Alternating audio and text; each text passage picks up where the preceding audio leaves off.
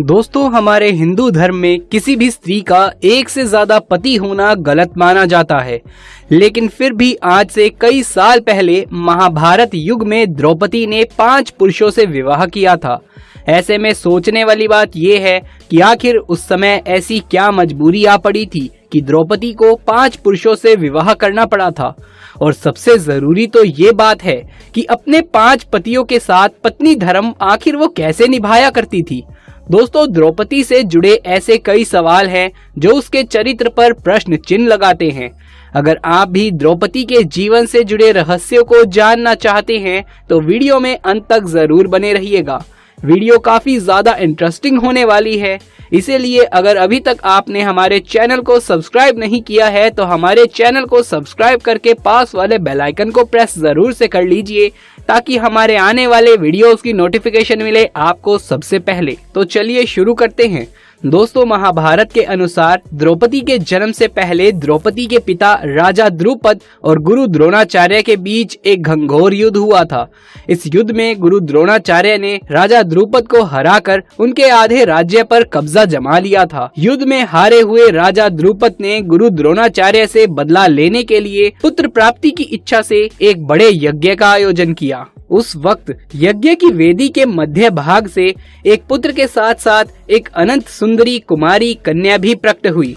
उस कन्या के नेत्र कमल के समान, बाल घुंघराले और उसका रंग सांवला था। ब्राह्मणों ने जब उस दिव्य कन्या को देखा तो उन्होंने कहा कि ये कन्या रूपवान होने के साथ साथ कृष्ण की है, इसीलिए उसका नाम कृष्णा होगा। दोस्तों, द्रौपदी इसलिए भी द्रौपदी कहलाई क्योंकि उसका जन्म राजा द्रुपद की पुत्री के रूप में हुआ था। दोस्तों, राजा द्रुपद के मन में द्रोणाचार्य के प्रति जबरदस्त नफरत की भावना थी और अपनी इन्हीं नफरत के भाव को उन्होंने द्रौपदी के मन में भी बचपन से कूट कूट कर भर दिया था।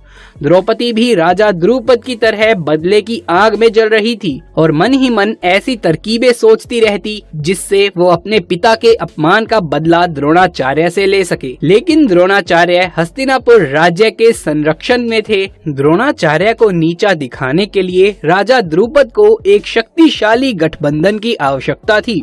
इसीलिए जब द्रौपदी विवाह के योग्य हुई तो राजा द्रुपद ने द्रौपदी के स्वयंवर का आयोजन किया।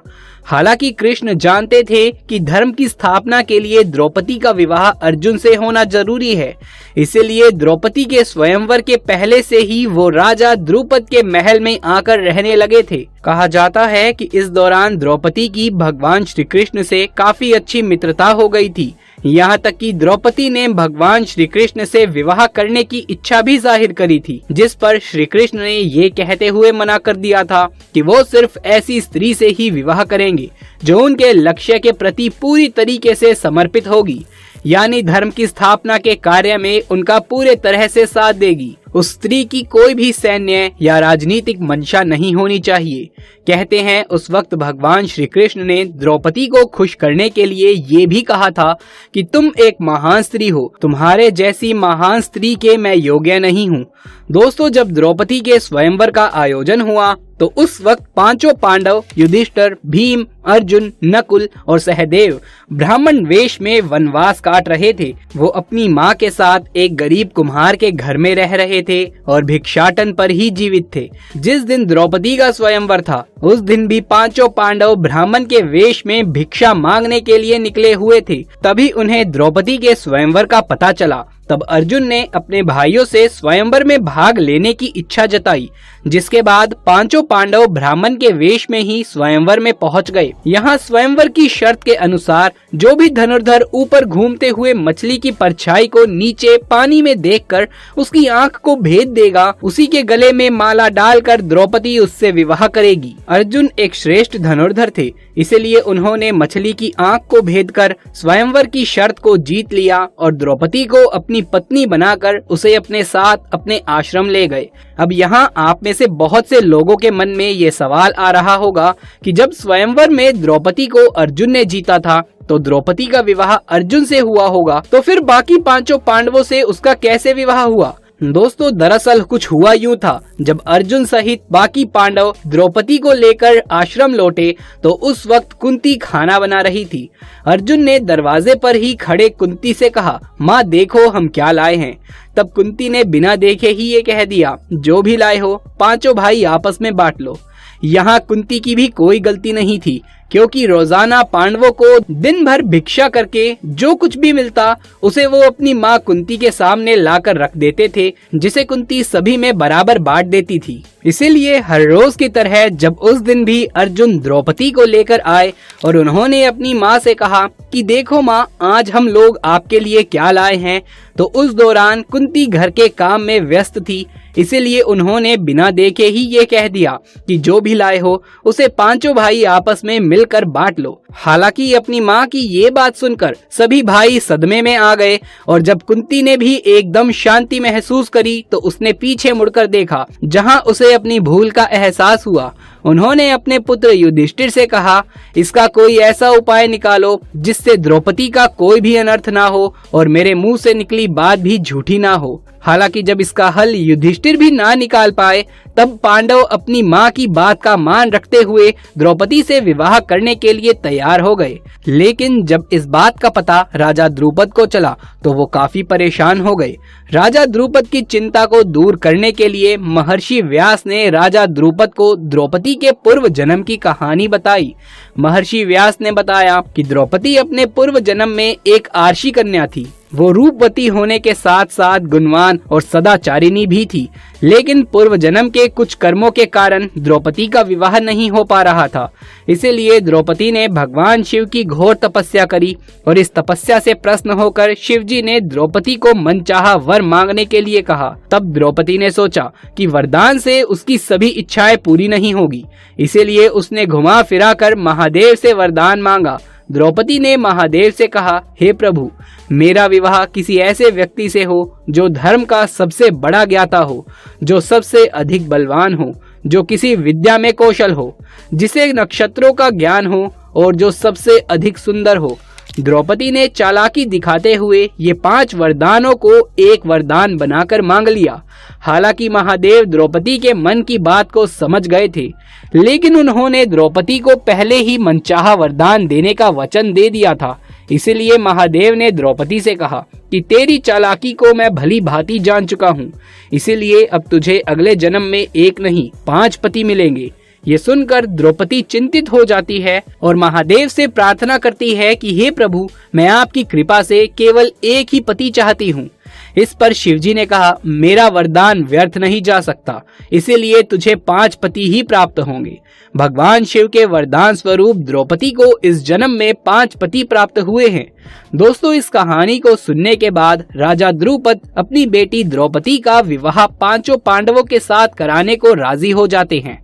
हालांकि द्रौपदी अभी भी 5 पांडव से विवाह करने के लिए तैयार नहीं थी, लेकिन फिर द्रौपदी इस शर्त के साथ तैयार हो गई कि 5 पांडव भाई आगे जाकर जिस किसी से भी विवाह कर सकते हैं, लेकिन रानी का स्थान केवल द्रौपदी को ही मिलेगा। कहा जाता है कि द्रौपदी की इस शर्त को मानने के लिए पांडव तैयार हो गए थे, जिसके बाद सबसे पहले द्रौपदी का विवाह सबसे बड़े भाई युधिष्ठिर के साथ हुआ और उस वक्त द्रौपदी ने युधिष्ठिर के साथ अपना पत्नी धर्म निभाया। उसके अगले दिन द्रौपदी का विवाह भीम के साथ हुआ। द्रौपदी ने भीम के साथ अपना पत्नी धर्म निभाया। इस तरह द्रौपदी की शादी बाकी भाइयों से भी की गई और सभी के साथ उसने अपना पत्नी धर्म निभाया। अब यहाँ सोचने वाली बात यह है कि जब द्रौपदी का विवाह सबसे पहले युधिष्ठिर के साथ हुआ और द्रौपदी ने उसके साथ अपना पत्नी धर्म निभाया, तो फिर बाकी पांडव भाइयों के साथ द्रौपदी ने अपना पत्नी धर्म कैसे निभाया? तो दोस्तों, दरअसल द्रौपदी हर बार पत्नी धर्म निभाने में समर्थ थी, क्योंकि द्रौपदी को महर्षि वेद व्यास से आजीवन कौमार्य यानी कुंवारेपन का आशीर्वाद मिला था। इसीलिए जब भी द्रौपदी पांडवों में से किसी एक भाई के साथ समय बिताने के बाद दूसरे भाई के पास जाती थी, तो द्रौपदी वापस से कुंवारी हो जाती थी, कहते हैं पांचों पांडव के विवाह के बाद एक दिन देव ऋषि नारद पांचों पांडवों से मिलने आए और पांडवों के भविष्य को लेकर चिंता जताते हुए धर्मराज युधिष्ठिर और अन्य पांचों पांडवों से कहते कि द्रौपदी तुम 5 भाइयों की पत्नी हैं, इसीलिए तुम लोगों को द्रौपदी को लेकर नियम बना लेना चाहिए कि कौन भाई कितने वक्त तक द्रौपदी के साथ समय व्यतीत करेगा। नारद मुनि की ये बात सुनकर धर्मराज युधिष्ठिर नारद मुनि से कहते हैं कि हे प्रभु, हम पांचों भाइयों में आज तक कभी भी द्रौपदी को लेकर कोई मनमुटाव नहीं हुआ और फिर मुझे पूरी उम्मीद है कि भविष्य में भी हमारे बीच ऐसा कुछ नहीं होगा, लेकिन हम आपकी बात नहीं टाल सकते, इसीलिए मैं द्रौपदी को लेकर आज ही नियम बनाऊंगा। महर्षि नारद के जाने के बाद धर्मराज युधिष्ठिर नियम बनाते हैं कि द्रौपदी हर साल पांडवों में से किसी एक के साथ ही समय व्यतीत करेगी, यानी द्रौपदी 1 साल तक केवल एक पांडव की पत्नी बनकर रहेगी। साथ ही जिस समय द्रौपदी अपने कमरे में किसी एक पांडव के साथ होगी, उस वक्त उनके कमरे में कोई और पांडव प्रवेश नहीं करेगा। यदि कोई पांडव गलती से भी इस नियम को तोड़ता है तो उसे सजा के तौर पर 1 वर्ष के लिए वन में जाकर ब्रह्मचर्य का पालन करते हुए बिताना होगा। दोस्तों, कहा जाता है कि एक बार अर्जुन एक ब्राह्मण की मदद के लिए ना चाहते हुए भी द्रौपदी के कमरे में प्रवेश कर जाते हैं। उस वक्त द्रौपदी अपने कमरे में धर्मराज युधिष्ठिर के साथ होती है। हालांकि अर्जुन ने धर्मराज युधिष्ठिर का नियम धर्म का पालन करने के लिए ही तोड़ा था, लेकिन फिर भी अर्जुन युधिष्ठिर की बात का मान रखते हुए वनवास चले जाते हैं।